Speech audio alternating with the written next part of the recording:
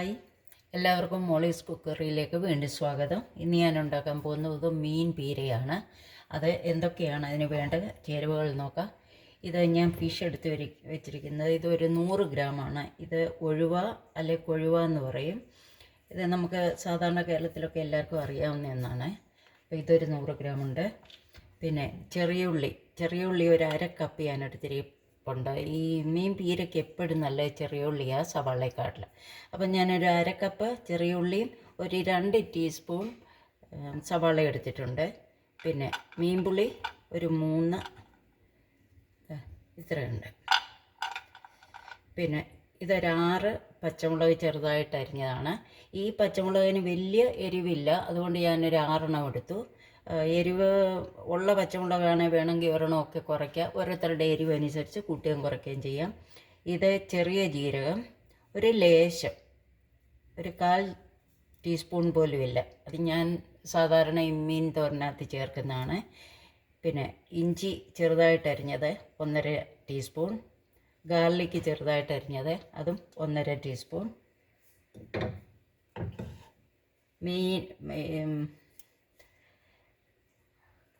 തേങ്ങ ചിരകിയത് ഒരു 3/4 കപ്പുണ്ട്. ഉപ്പ് ആവശ്യത്തിന്, മഞ്ഞൾപ്പൊടി ആവശ്യത്തിന്, പിന്നെ കുരുമുളക് പൊടി വേണമെങ്കിൽ ചേർക്കാം. ഒരു ലേശം കുരുമുളക് പൊടിയോട് ചേർത്ത ഒരു ടേസ്റ്റാണ്. ഞാൻ അതും എടുത്ത് വെച്ചിട്ടുണ്ട്. ഇത്രയാണ് നമുക്ക് മീൻ പീര ഉണ്ടാക്കാൻ വേണ്ടിയത്. അപ്പോൾ നമുക്ക് കുക്കിംഗ് തുടങ്ങാം. ഞാൻ പാൻ വെച്ചിട്ടുണ്ട്. എന്നിട്ട് തീ കത്തിക്കുകയാണ്. പാൻ ചൂടായി വരുമ്പോഴത്തേക്ക് നമുക്ക് ഇനിയും വേണ്ടിയത് ഓയിലാണ്. ആവശ്യത്തിന് ഓയിൽ ഒഴിച്ച് കൊടുക്കുക. ഇതെല്ലാം ഒന്ന് വഴട്ടിയെടുക്കണം. അപ്പോൾ ആവശ്യത്തിനുള്ള ഓയിൽ ഇതൊരു 2-3 ടീസ്പൂൺ ഓയിലുണ്ട്.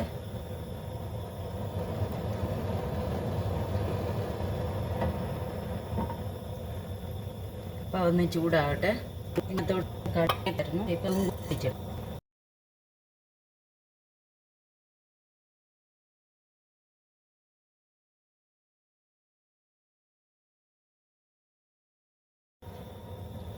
കടുക് പൊട്ടിക്കഴിഞ്ഞപ്പോഴത്തേക്ക് അതിലോട്ട് ഉള്ളി,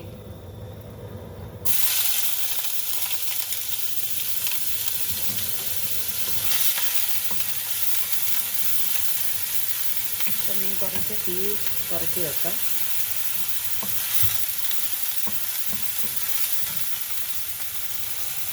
പച്ചമുളക്, വെളുത്തുള്ളി,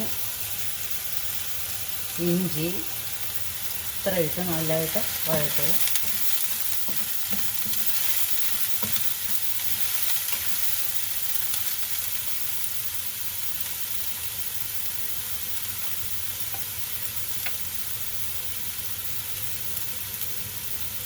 അത് പെട്ടെന്ന് വഴന്ന് വരാനായിട്ട് നമുക്ക് ലേശം ഉപ്പ് ചേർക്കാം.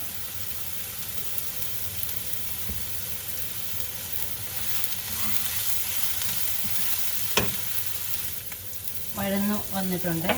അപ്പം നമുക്കിനിയും വേണ്ടിയത് ഈ ജീരകമാണ്. ലേശം ജീരകം, ചെറിയ ജീരകം. അത് ഇഷ്ടമുള്ളവർക്ക് ചേർത്താൽ മതി കേട്ടോ. എന്നിട്ട് അതും കൂടി ഇളക്കിയിട്ട് മഞ്ഞൾപ്പൊടി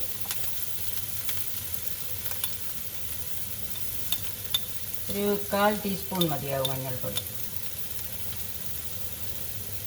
കുരുമുളക് പൊടി വേണ്ടിയവർ ചേർത്താൽ മതി. ഞാൻ ലേശം ചേർക്കുന്നുണ്ട്. എരിവ് കൂടി പോകരുത്, കാരണം നമ്മൾ പച്ചമുളക് നേരത്തെ ചേർത്താണ്. അതുകൊണ്ട് ഒരു 1/4 ടീസ്പൂണേ ഞാൻ ചേർക്കുന്നുള്ളൂ. എന്നിട്ട് ഇത് നന്നായിട്ട് വഴറ്റുക.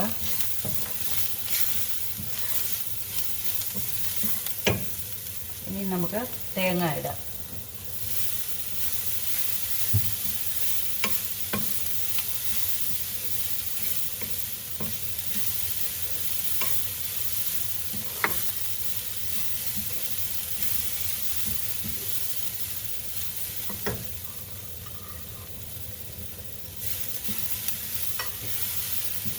തേങ്ങ വരണ്ടി വരുമ്പോഴത്തേക്ക് നമുക്ക്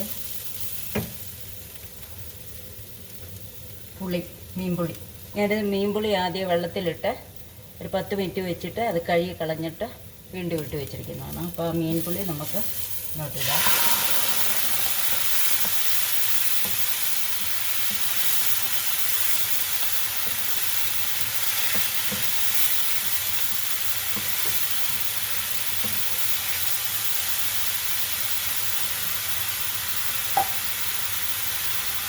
ആവശ്യത്തിന് ഉപ്പിടുക.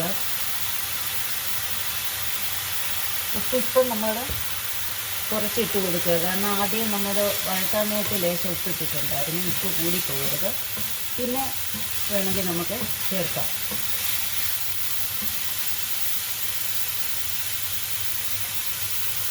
ഇനി നമുക്ക് ഫിഷ് ഇട്ട് കൊടുക്കാം.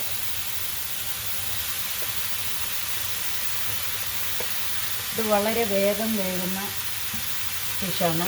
അപ്പോൾ അധികം വേവില്ല. അതുപോലെ ഈ മുള്ളൊന്നും അധികം ഇല്ലാത്തതുകൊണ്ട് കൊച്ചു പിള്ളേർക്കൊക്കെ വലിയ ഇഷ്ടമാവില്ല.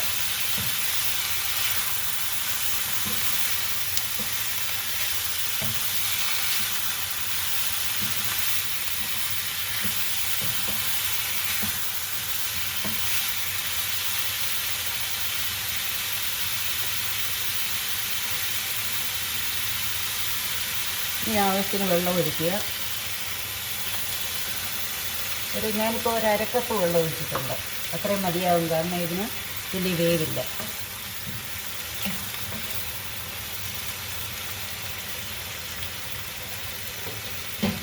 അടച്ച് വെച്ച് ഒരു മീഡിയം ഫ്ലെയിമിൽ നമുക്ക് വേവിച്ചെടുക്കാം. ഇതിപ്പോൾ ഒരു 6 മിനിറ്റ് ആയിട്ടുണ്ട്. വെള്ളമൊക്കെ വെട്ടിയിട്ടുണ്ട്. അതുപോലെ നന്നായിട്ട് വെന്തിട്ടുണ്ട്. ഈ സമയം ഉപ്പ് പുളി ഒക്കെ നമുക്ക് ടേസ്റ്റ് നോക്കാം. പാകത്തിനാണ്.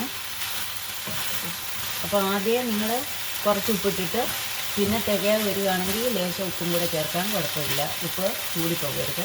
ഇപ്പോൾ എല്ലാം പാകത്തിനുണ്ട്. നമുക്ക് തീ ഓഫ് ചെയ്യാം.